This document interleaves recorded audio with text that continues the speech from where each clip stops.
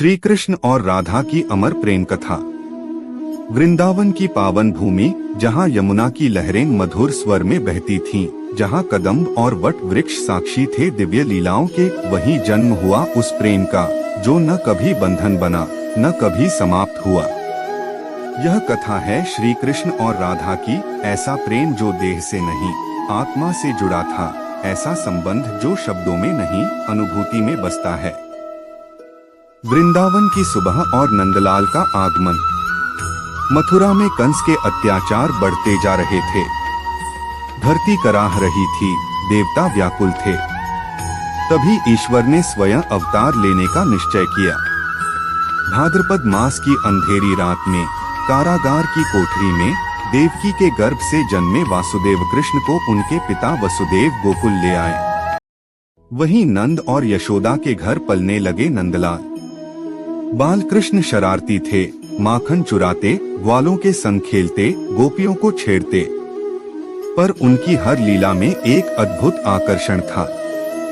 गोकुल और वृंदावन उनके बिना अधूरे लगते थे। राधा का परिचय प्रेम की देवी।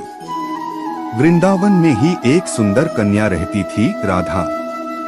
वह वृषभानु की पुत्री थी। राधा साधारण नहीं थी, उनमें सौंदर्य के साथ साथ गंभीरता, करुणा और अपार प्रेम था।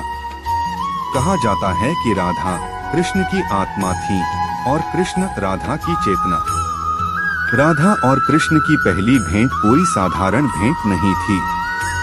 जब पहली बार राधा ने कृष्ण को देखा तो समय मानो ठहर गया। बांसुरी की धुन में कुछ ऐसा था जिसने राधा के हृदय को छू लिया। वह धुन बाहरी नहीं थी, वह आत्मा की पुकार थी। बांसुरी और प्रेम का आरंभ।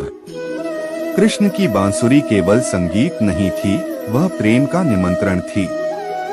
जब वह बांसुरी बजाते तो वृंदावन की हर गोपी सब कुछ छोड़कर उस धुन की ओर खिंची चली आती। पर राधा के लिए वह धुन विशेष थी, मानो कृष्ण उसी के लिए बजा रहे हों। रासलीला के समय जब कृष्ण ने अपनी माया से हर गोपी के साथ नृत्य किया, तब भी राधा का स्थान अलग था। राधा के बिना कृष्ण अधूरे थे और कृष्ण के बिना राधा। प्रेम जो सामाजिक बंधनों से परे था। राधा और कृष्ण का प्रेम सामाजिक दृष्टि से सरल नहीं था। राधा विवाहित थीं, कृष्ण अविवाहित। समाज की दृष्टि में यह प्रेम स्वीकार्य नहीं था। पर उनका प्रेम किसी नियम, किसी बंधन का मोहताज नहीं था। यह प्रेम आत्मा और परमात्मा का मिलन था। राधा जानती थी कि कृष्ण उनके नहीं हो सकते। कृष्ण भी जानते थे कि उन्हें